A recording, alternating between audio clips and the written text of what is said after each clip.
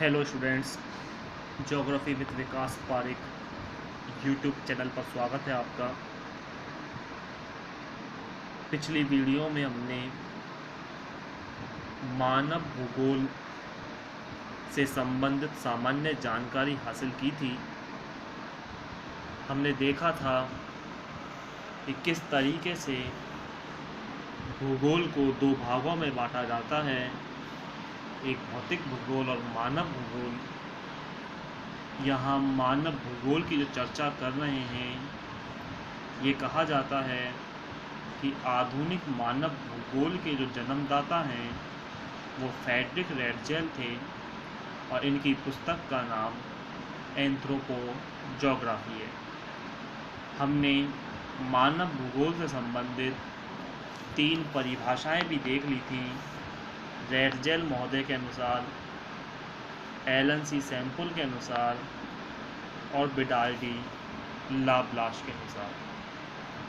आज उसी क्रम में चलते हैं और मानव भूगोल से संबंधित विचारधाराओं की जानकारी हासिल करते हैं। मानव भूगोल की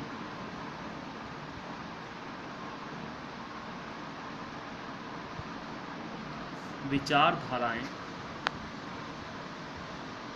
मानव भूगोल से संबंधित विभिन्न भूगोलवेताओं ने अपने अपने मत प्रस्तुत किए। इन मतों के आधार पर 3 विचारधाराएं सामने आती हैं, जिसमें पहली विचारधारा का नाम निश्चयवाद या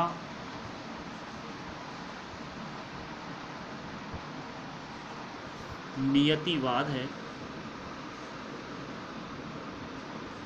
इस विचारधारा के अनुसार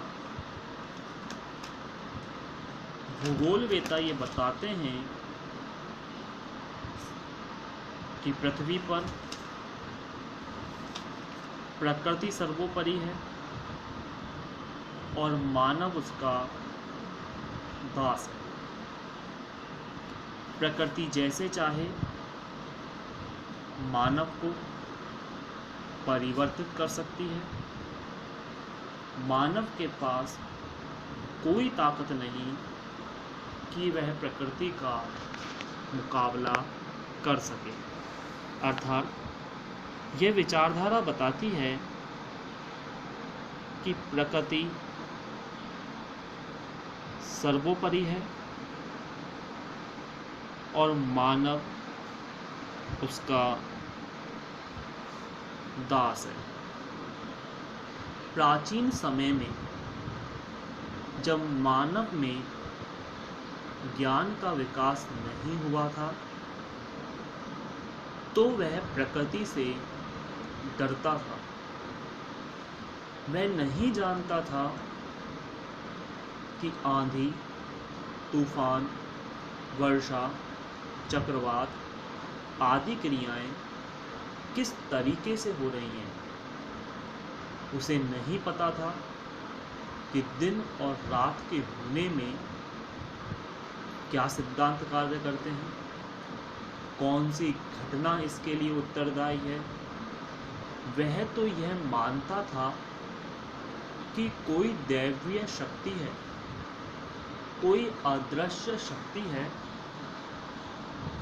जो इन घटनाओं के प्रति जिम्मेदार है।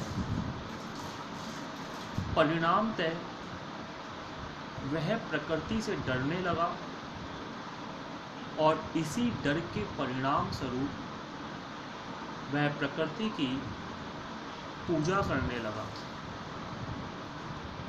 प्रकृति की पूजा के अंतर्गत वह वृक्षों को, पर्वतों, समुद्रों, सूर्य, चंद्रमा आदि में देवी देवताओं का स्थान मानने लगा मानव ये सोचने लगा कि वह अदृश्य शक्ति ही है जो हमें संचालित करने का कार्य कर रही है।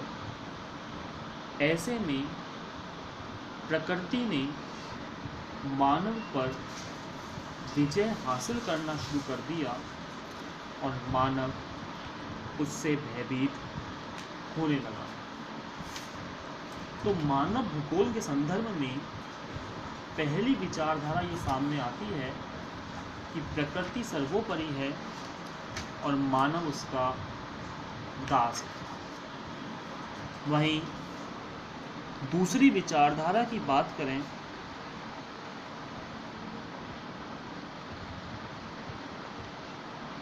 इसे संभववाद नाम दिया जाता है और इस विचारधारा को मानने वाले लोगों यानी भूगोलवेताओं का यह मत है कि मानव सर्वोपरि है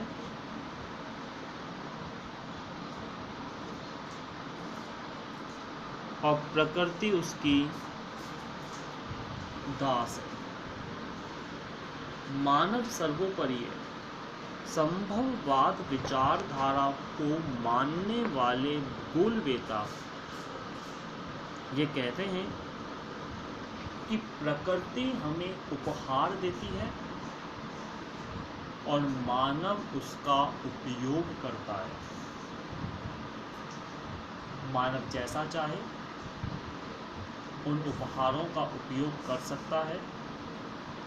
प्रकृति का इसमें कोई हस्तक्षेप नहीं।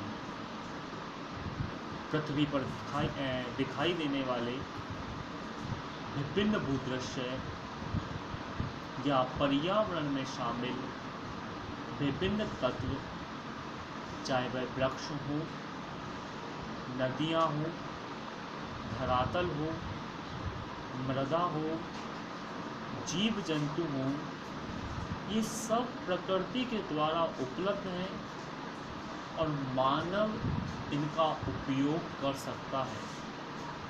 मानव जैसा चाहे इनमें परिवर्तन ला सकता है। जो आज आप साफ देख सकते हैं, ऊंची ऊंची इमारतें, बड़ी बड़ी सड़कें, बड़े बड़े पुल, ये प्रकृति ने हमें नहीं दिए। इनका निर्माण मानव ने किया। प्रकृति ने दी हमें वस्तुएं जैसे पत्थर, मृदा, लकड़ियाँ, और मानव ने अपने अनुसार इनका उपयोग करते हुए इनके स्वरूप में बदलाव कर दिया। परिणाम यह निकला कि मानव सर्वोपरि हुआ और प्रकृति उसकी दास हो गई। अर्थात संभववाद विचारधारा को मानने वाले लोगों का ये कथन है कि मानव सर्वोपरि है और प्रकृति उसकी दास है। समय बीतता चला गया और एक नई विचारधारा का उद्भव हुआ जिसे कहा गया नव निश्चयवाद या नव नियतिवाद। इस विचारधारा के अनुसार ना तो प्रकृति सर्वोपरि है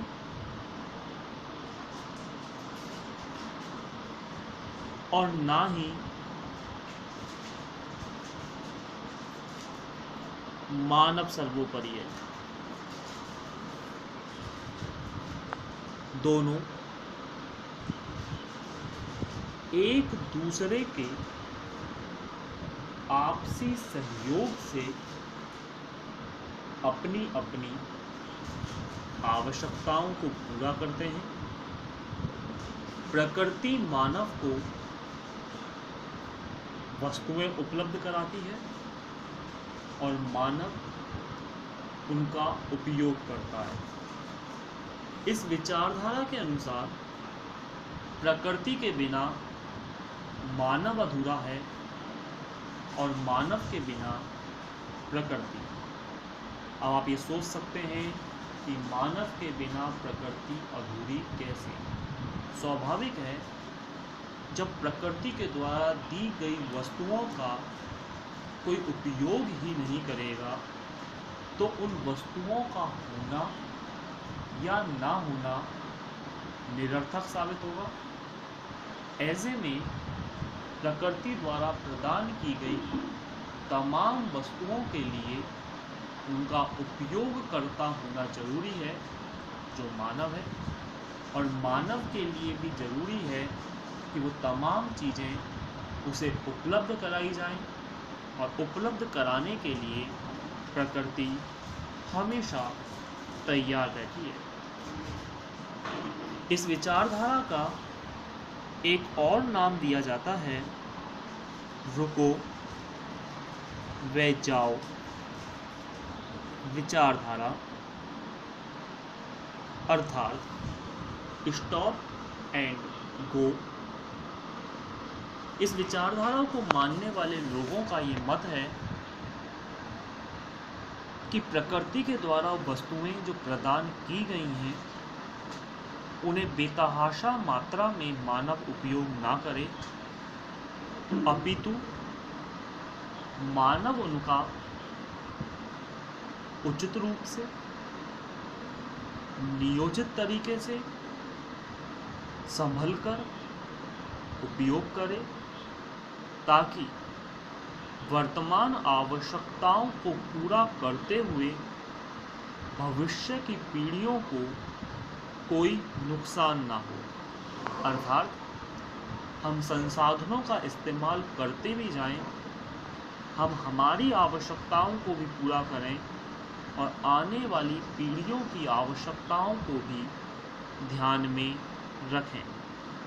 अर्थात नवनिश्चयवाद विचारधारा संभववाद और निश्चयवाद विचारधारा के मध्य की विचारधारा है, जिसके तहत ना तो प्रकृति को सर्वोपरि बताया है और ना ही मानव को सर्वोपरि बताया है। लेकिन ध्यान रखने योग्य बात यह भी है, यदि मानव प्रकृति का संरक्षण करेगा तो प्रकृति भी मानव का संरक्षण करेगी, और यदि मानव ने प्रकृति का विनाश करने का प्रयास किया तो प्रकृति भी मानव का विनाश करेगी।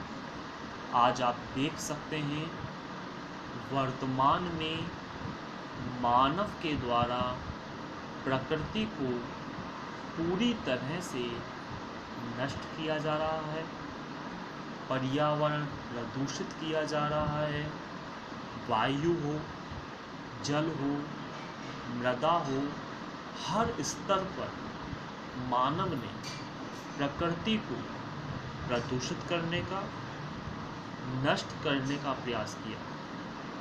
परिणामतः मानव इसका परिणाम भोग रहा है।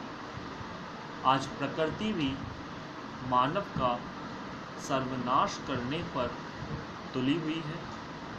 विभिन्न प्रकार की प्राकृतिक आपदाएं, चाहे भूकंप हो, ज्वालामुखी, चक्रवात, तूफान, आंधी, ओले, पाला, ये तमाम घटनाएं आज जो जन्म ले रही हैं, ऐसा नहीं कि पहले भी ये जन्म नहीं लेती थी, लेकिन उनका एक स्तर था। आज बेतहाशा मात्रा में हद से बाहर निकलकर प्रकृति ने मानव का विनाश करना प्रारंभ कर दिया। हर स्तर पर मानव नष्ट होता चला जा रहा है।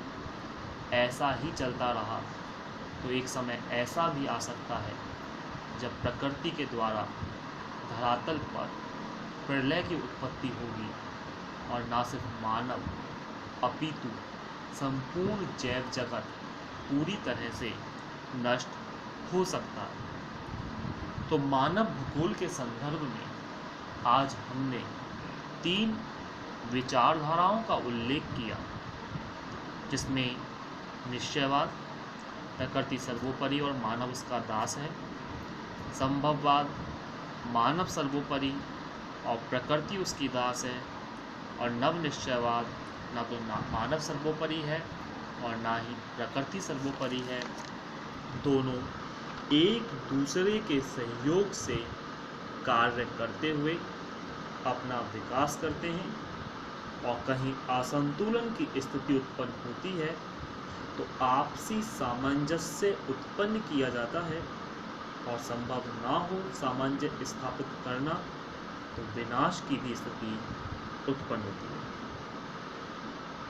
इन विचारधाराओं की PDF आपको जल्द उपलब्ध करा दी जाएगी। सामान्य वीडियो में मैं आपको विस्तार से इन चीज़ों के बारे में समझा चुका हूँ। इसका रिटर्न PDF में आप देख सकते हैं, जहाँ से आपको और बेहद बेहतर जानकारी उपलब्ध होगी। जब तक के लिए धन्यवाद। देखते रहिए geography with Vikas Pareek YouTube channel. Video अच्छी लगी तो लाइक करना ना भूलें। धन्यवाद।